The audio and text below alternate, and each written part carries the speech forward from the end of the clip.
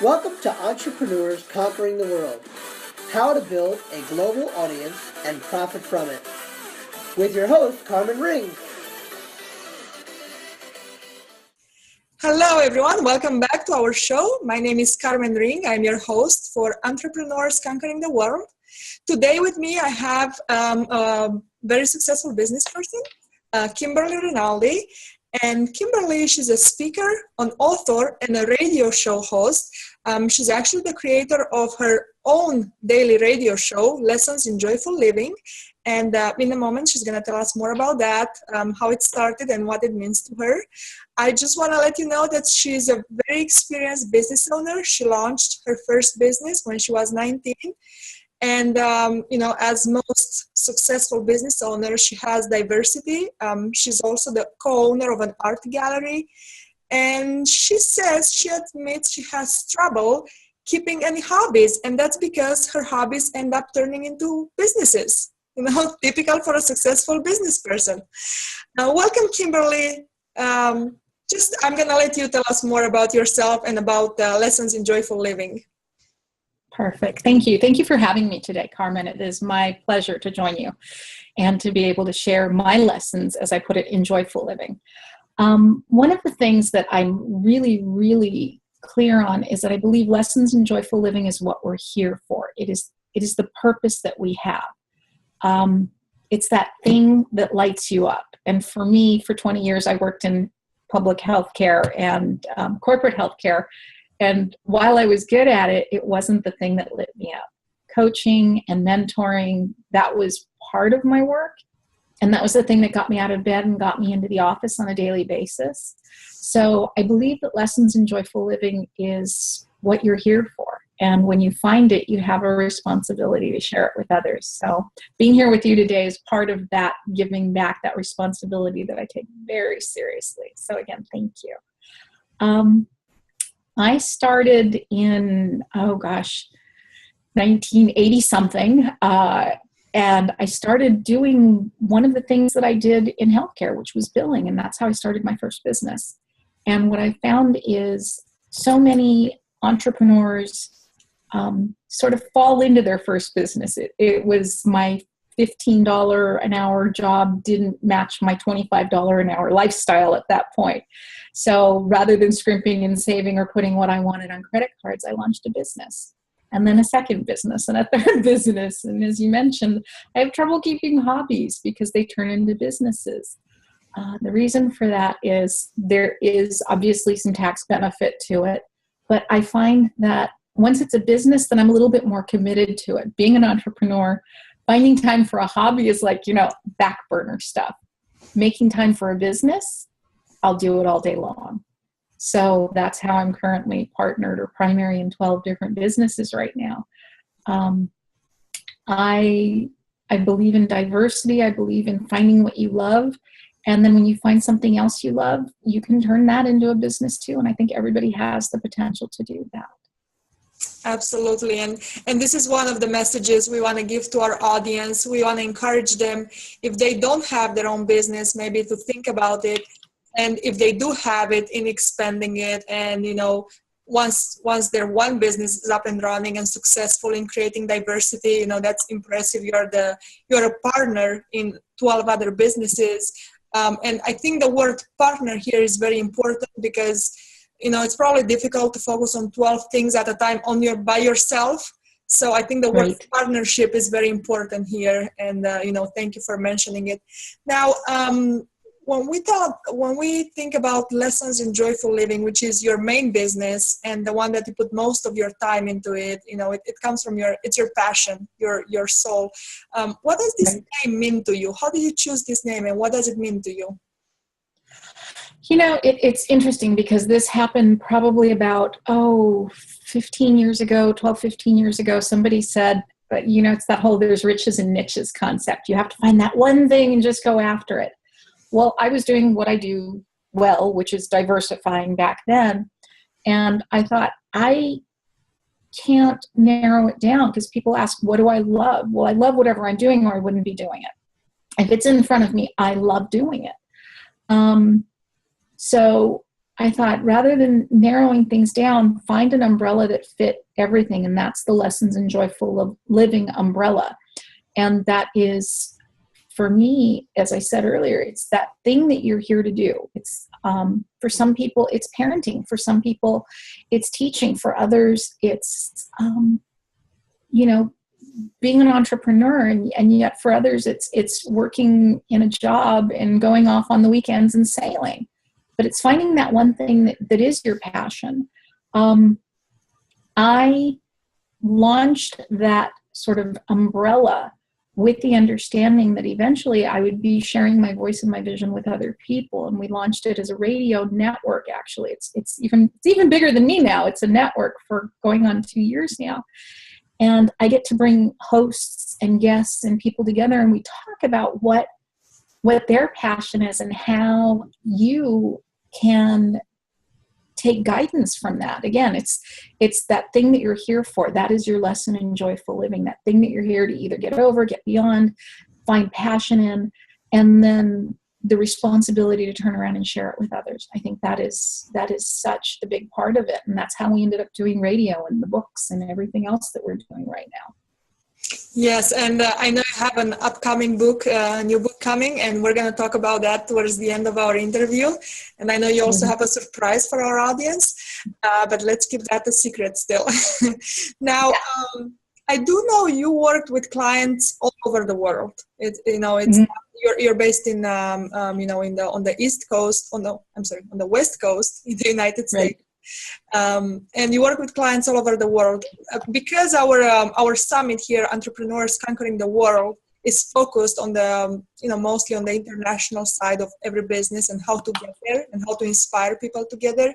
Can you tell us how did you find these clients, or how did they find you? How did it happen that you actually ended up working with people around the world?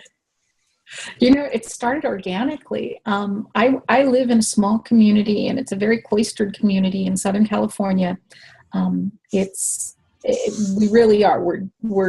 It's Whittier. We act like we have to get shots to leave town. So it's a very small cloistered community, but it's also an affluent community. So I was doing very well for a very long time.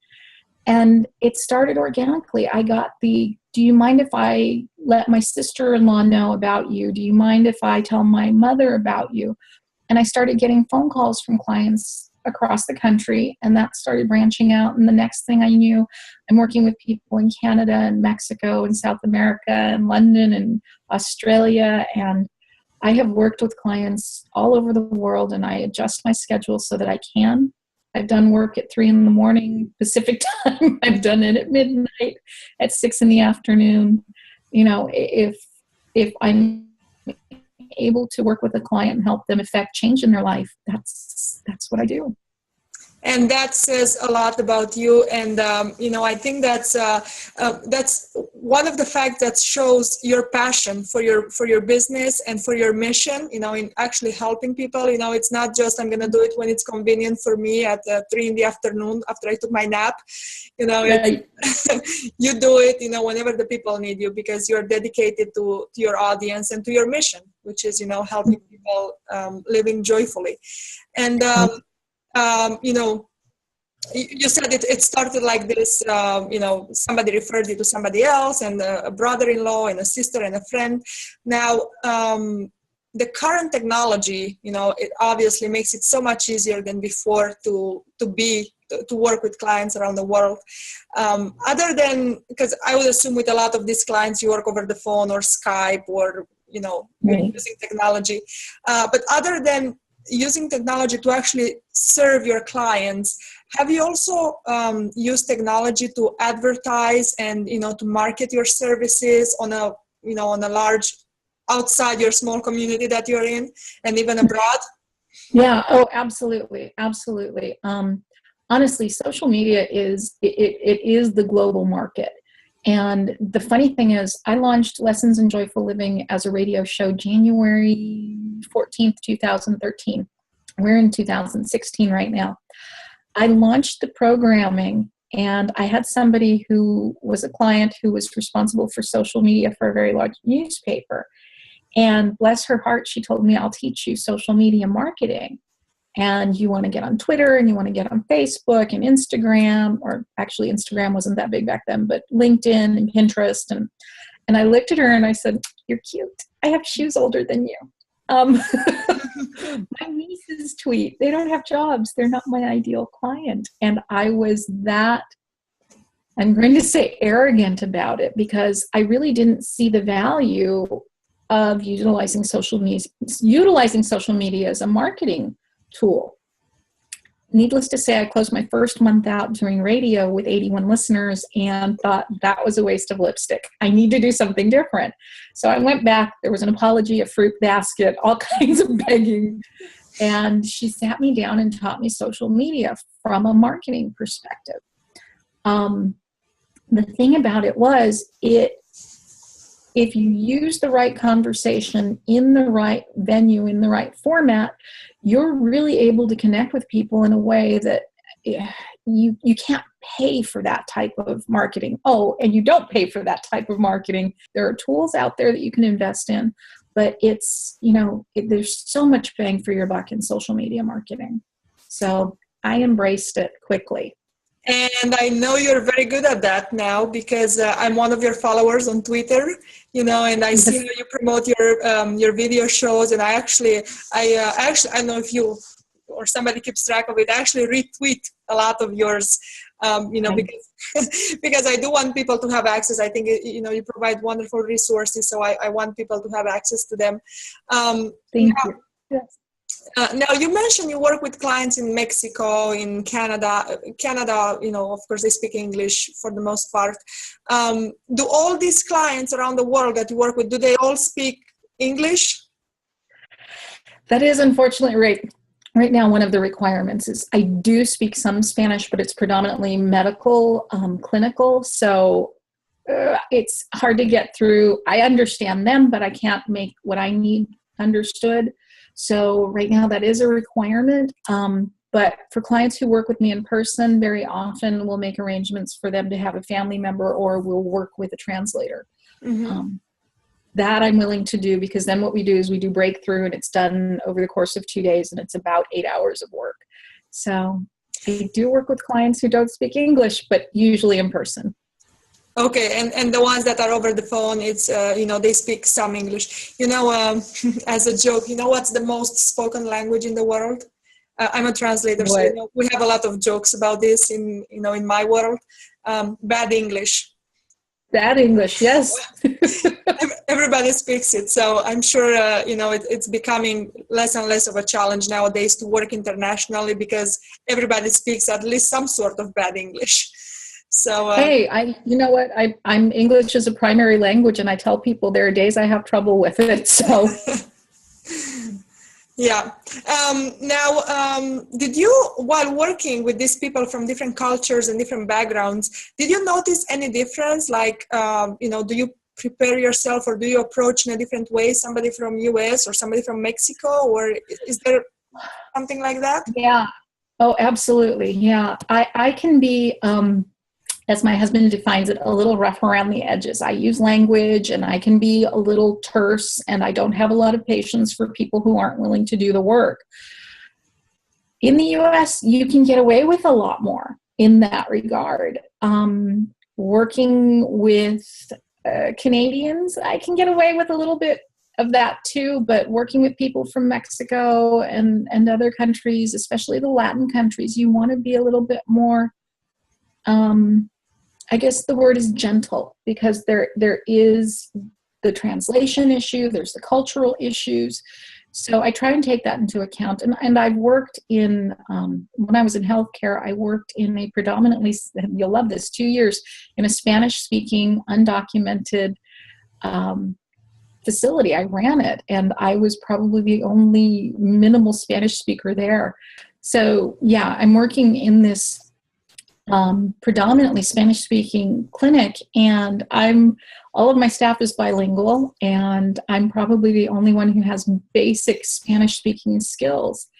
And I learned a lot of cultural sensitivity there, as well as my clinical Spanish skills. So for me, it was an interesting experience in that I got to basically learn things that I wouldn't have been exposed to otherwise. So while it is a challenge and it makes me uncomfortable when I don't have command of the language that I'm working with someone in, it's a great experience. So. Do you have, or are you planning of having in the future, maybe, do you coaches? Like, do you have also other people trained in, lessons in joyful living that could work with other people? Like, you're only one, and, I'm sure everybody appreciates that you're up at 3 in the morning and 3 in the afternoon and midnight, but, in the end, you're only one. Do you coach other people that can, do your job eventually with your guidance? I do. I've been doing trainings with interns for, 7 years now. So twice a year, I bring in a group of people and train them in all of the systems and tools that I utilize from the ground up, from the business building to everything else. And some of them choose to work with me, work under me.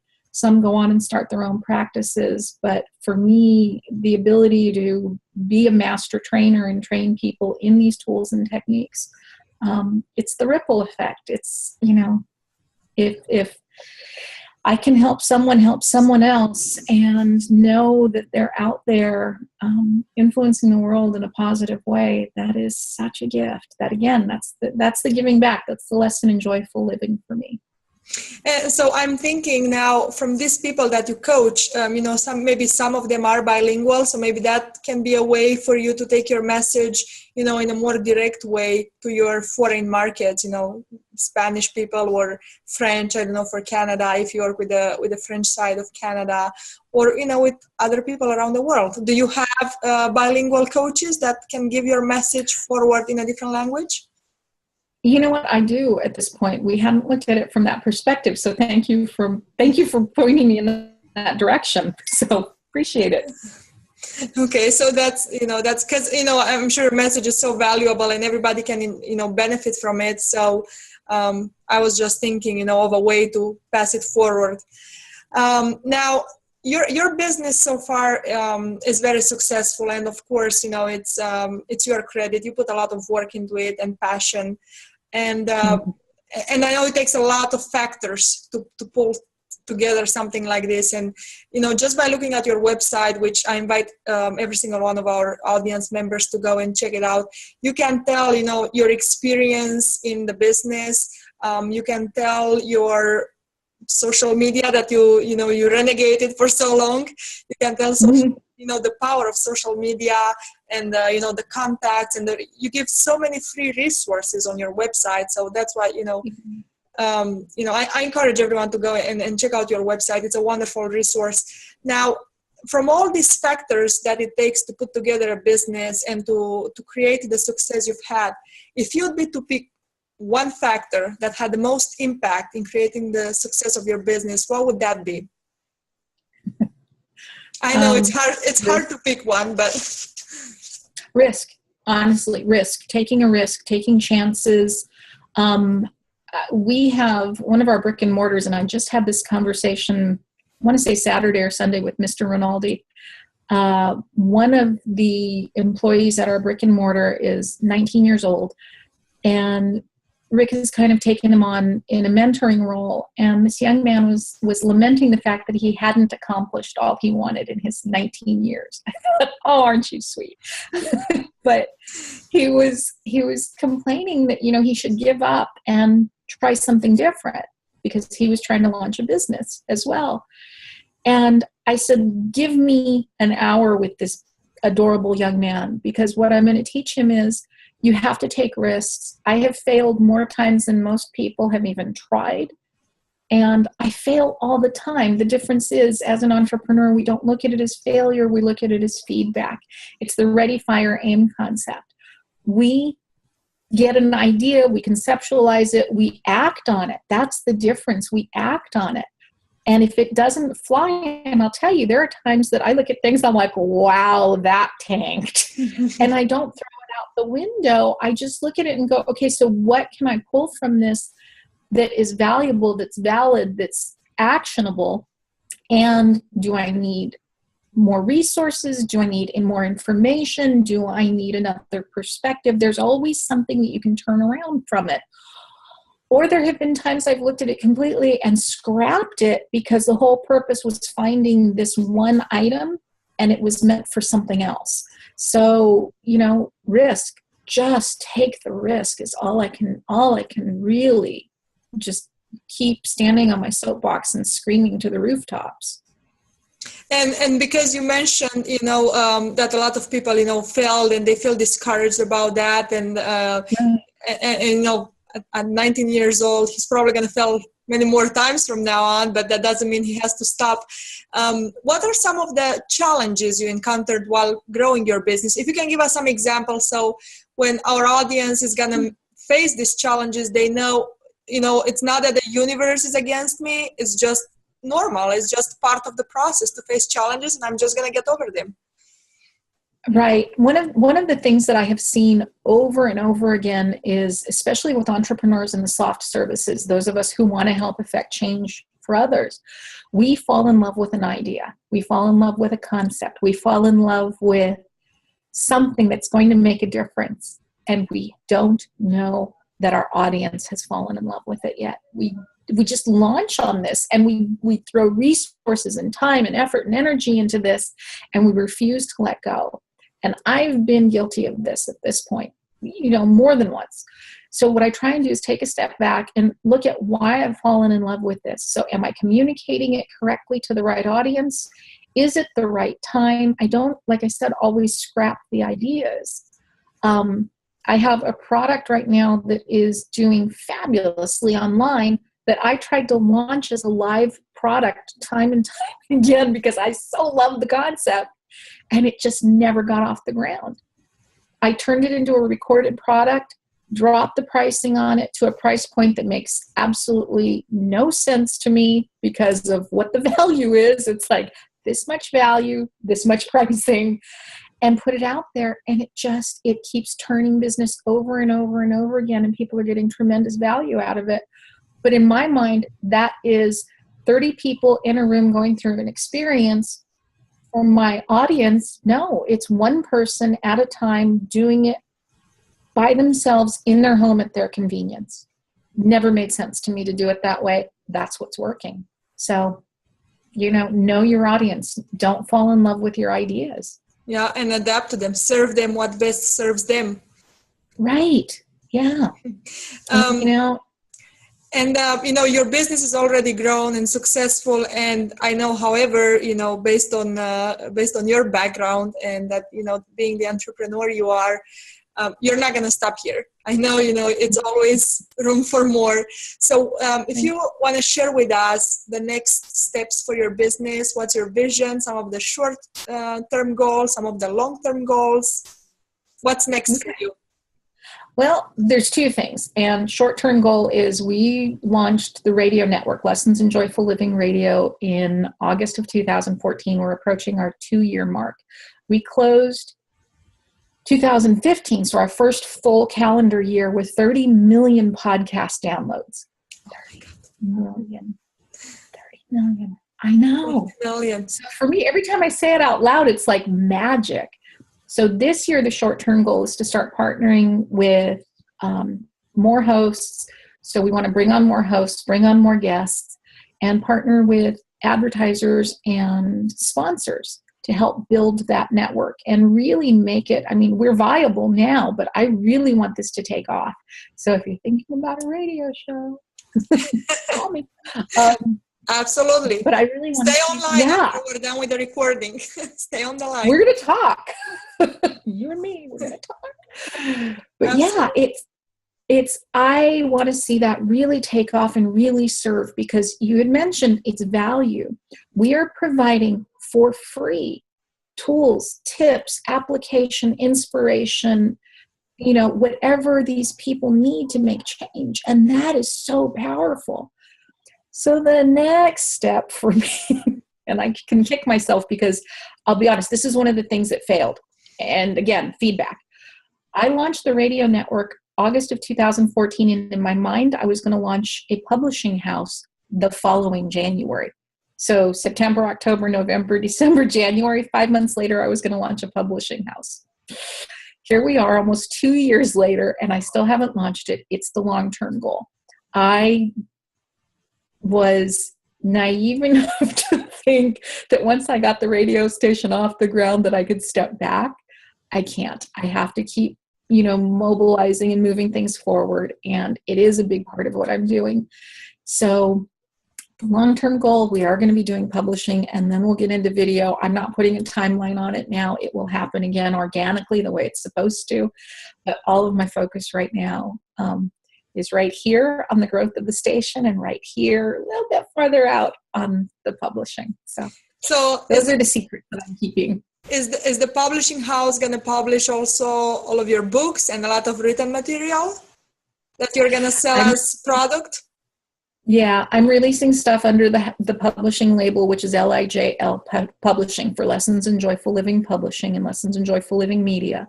So I'm releasing my stuff under it right now as we go through the process. We've released a couple of other little, feelers to see how it feels and get things in place. And I think we've got it down to a science, but I'm not ready to fully launch. Mm-hmm. But yeah, that's the goal. Is we want to be able to be a one-stop shop for coaches and experts to help them get their voice and vision out there.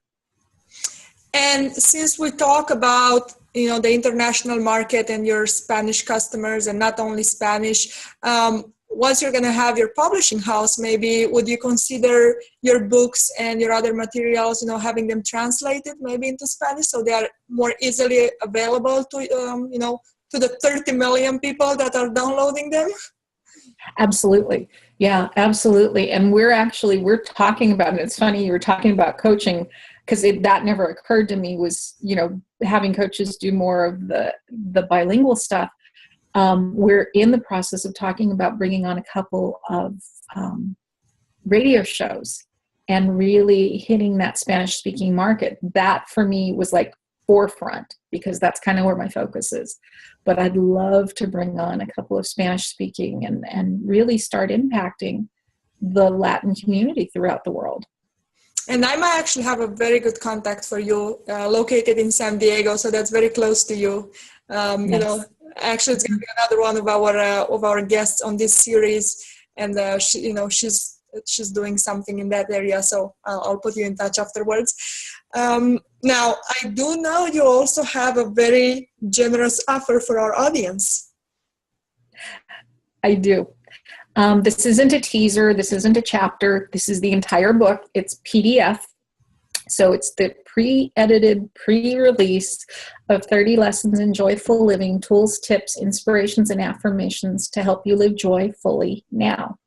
And it's based on Maslow's hierarchy of needs, with the understanding that if you're not meeting your basic needs, you can't reach those transcendental needs and those spiritual needs, because your basic needs aren't being met. So it gives you tools and direction to kind of walk through each of the needs to get you through what I've identified as the 8 priorities in your life to help you live joyfully. And it's part of a series that'll be released over time.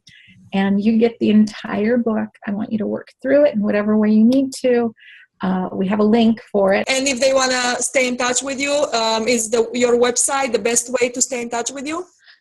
Absolutely. You can go to KimberlyRinaldi.com, or you can email info@KimberlyRinaldi.com anytime. We have a team of people who go through the emails, and anything that's addressed directly to me that is something that I need to see, I touch everything. So that's how I stay on top of things. And I can confirm that because Kimberly and I, if our audience doesn't know, we only met online so far. Maybe one day we're going to meet in person. But I approached Kimberly because, I found out about her work and I was impressed, and I thought she's going to be a great resource for our show, her sharing her experience. And she was very responsive.